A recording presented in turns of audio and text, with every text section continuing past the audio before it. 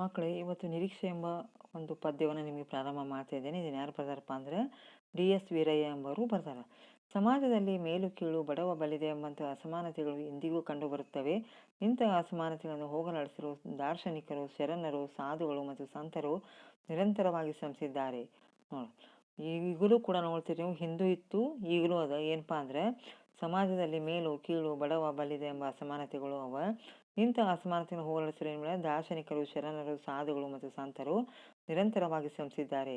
ದಯವಿಲ್ಲದ ಧರ್ಮ ಅದಾವುದಯ್ಯ, ದಯವೇ ಬೇಕು ಸಕಲ ಪ್ರಾಣಿಗಳಲ್ಲಿ ಎಂಬ ಬಸವಣ್ಣವರ ಮಾತು ಅಕ್ಷರಶಃ ಸತ್ಯವಾಗಿದೆ.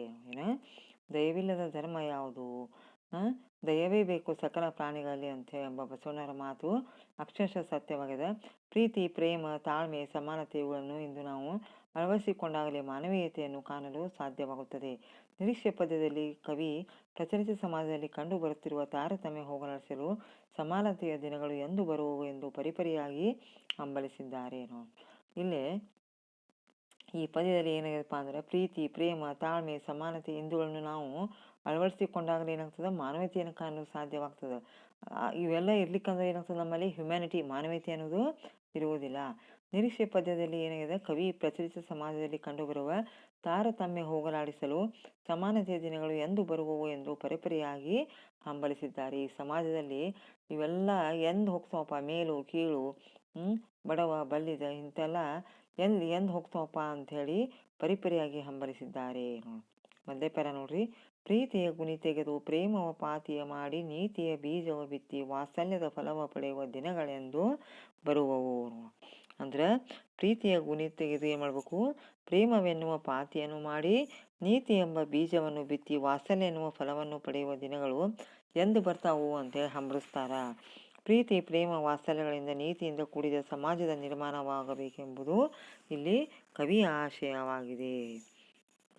ಹರಿವ ನೀರು, ನೆಲ ಸುಳಿಯುವ ಗಾಳಿ, ಉಣ್ಣುವ ಅನ್ನ, ತೊಡುವ ಬಟ್ಟೆ, ಸುಡುವ ಬೆಂಕಿ ಎಲ್ಲರಿಗೂ ಒಂದೇ ಎಂಬ ದಿನಗಳೆಂದು ಬರುವವು.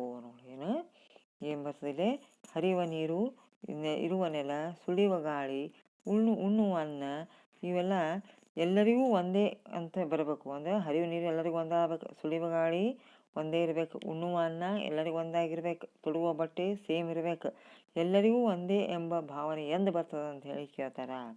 ದ್ವೇಷಾಸೂಯೆಗಳ ಬಂಡೆಗಳನ್ನು ತಾಳ್ಮೆಯ ಸಿಡಿಮದ್ದು ಹಾಕಿ ಸಿಡಿಸಿ ತೆಗೆದ ಸಹೋದರತೆ ಸಸಿಗಳನ್ನು ಕಾಣುವಂಥ ದಿನಗಳೆಂದು ಬರುವವು.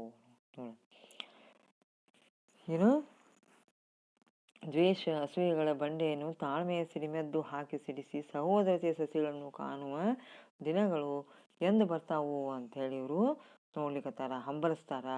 ದ್ವೇಷ ಅಸೂಯೆ ಎಂಬ ಭಾವನೆಗಳು ನಾಶವಾಗಿ ತಾಳ್ಮೆ ಸಹನೆಯ ಭಾವನೆಗಳು ಮೂಡಬೇಕು, ಭಾತೃತ್ವದ ಭಾವನೆ ಎಲ್ಲರಲ್ಲೂ ಉಂಟಾಗಬೇಕು ಅಂಥೇಳಿ ಇಲ್ಲಿ ಕವಿ ಆಶಿಸ್ತಾರ. ಅಸಮಾನತೆಯ ಕಡಲಿನಲ್ಲಿ ಸಮಾನತೆಯ ದೋಣಿ ಬಿಟ್ಟು ತೇಲುತ್ತಾ ದಡ ಸೇರಿಕೊಂಡು ಸಾರ್ಥಕತೆಯ ಪಡೆಯುವ ದಿನಗಳೆಂದು ಬರುವವು. ಅಸಮಾನತೆಯ ಕಡಲಿನಲ್ಲಿ ಅಂದ್ರೆ ದೊಡ್ಡ ಸಮುದ್ರ ಅಸಮಾನತೆ ಅದ, ಅಲ್ಲೇನು ಮಾಡ್ಬೇಕು ನಾವು, ಸಮಾನತೆಯ ಒಂದು ದೋಣಿಯನ್ನು ಬಿಡಬೇಕು. ಆ ದೋಣಿಯನ್ನು ಬಿಟ್ಟು ತೇಲುತ್ತಾ ದಡ ಸೇರಿಕೊಂಡು ಸಾರ್ಥಕತೆಯನ್ನು ಪಡೆಯಬೇಕು. ಅಸಮಾನತೆ ಕಡಲಿನಲ್ಲಿ ಸಮಾನತೆಯ ದೋಣಿಯನ್ನು ಬಿಟ್ಟು ಅದು ತೇಲಿ ದಡ ಸೇರಿಕೊಂಡು ಸಾರ್ಥಕತೆಯನ್ನು ಪಡೆಯುವ ದಿನಗಳು ಎಂದು ಬರ್ತಾವು ಅಂತ ಹೇಳಿ ಹಂಬಲಿಸ್ತಾರ. ಸಮಾಜದಲ್ಲಿರುವ ಭೇದ ಭಾವ, ತಾರತಮ್ಯ ಮುಂತಾದ ಅಸಮಾನತೆಯ ಅಂಶಗಳು ನಾಶವಾಗಿ ಸಮಾಜದಲ್ಲಿ ಸಮಾನತೆ ಉಂಟಾಗಿ ಜೀವನ ಸಾರ್ಥಕವನ್ನು ಪಡೆಯಬೇಕೆಂಬುದು ಇಲ್ಲಿ ಕವಿಗಳ ಒಂದು ಆಶಯವಾಗಿದೆ.